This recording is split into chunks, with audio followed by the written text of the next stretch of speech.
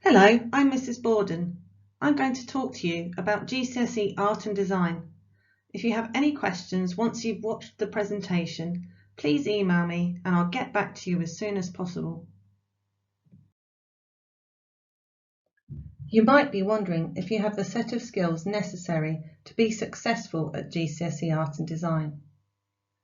It helps to be organised. This is a coursework-based subject, so you need to stick to deadlines. You will be expected to produce work at home, and this could take a good couple of hours each fortnight. You should be able to think of fresh ideas and to think outside the box. We need people who are going to think originally. Analysis is when we look at things in details, not just how a piece of art has been made, but what the meaning behind it might be. You will have to do some writing about this. It certainly helps to be good at drawing, but this is one area of assessment. If you need support in this area, then you can ask your art teacher for advice. You might have a specific job in mind that you know needs GCSE Art and Design. It is important to remember that even if you don't become an artist or designer, there are skills that you will pick up that can be applied to many jobs.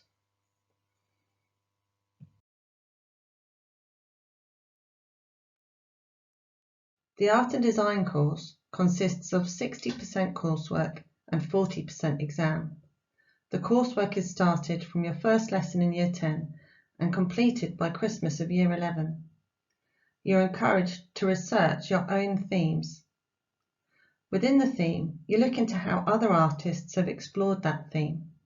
You draw from life objects related to that theme, and then you develop what's called a personal outcome.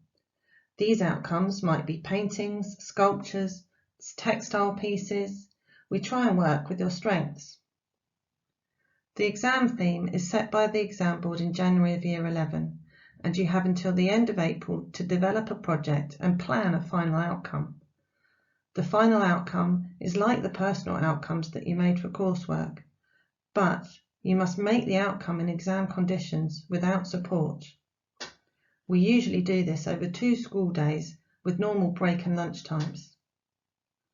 The next slide shows some examples of personal outcomes produced last year. When you look at them, you'll be able to see that they've been made in all sorts of different media. We use pencil drawing, charcoal, paint, collage.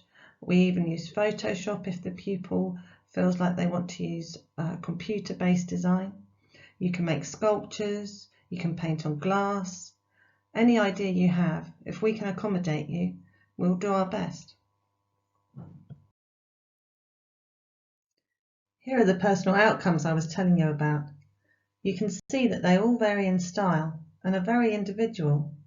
That's something we really encourage at St Catherine's.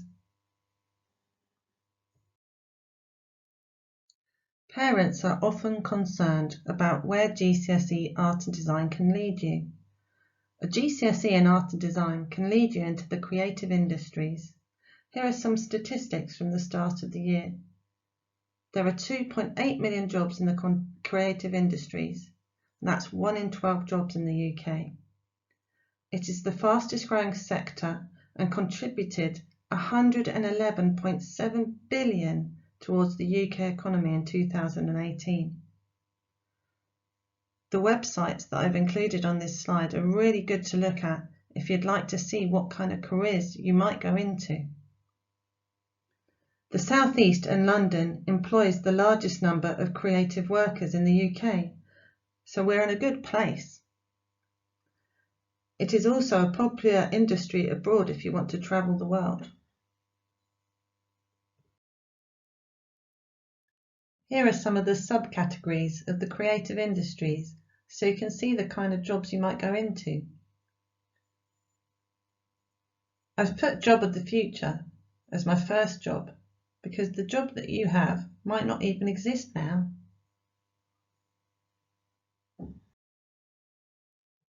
The main thing I would like you to take away from this presentation is that GCSE Art and Design is a course that develops skills relevant to many jobs.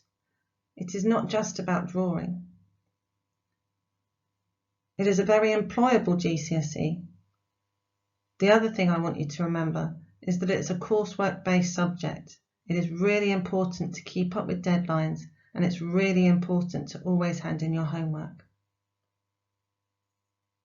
Please contact me if you have any more questions.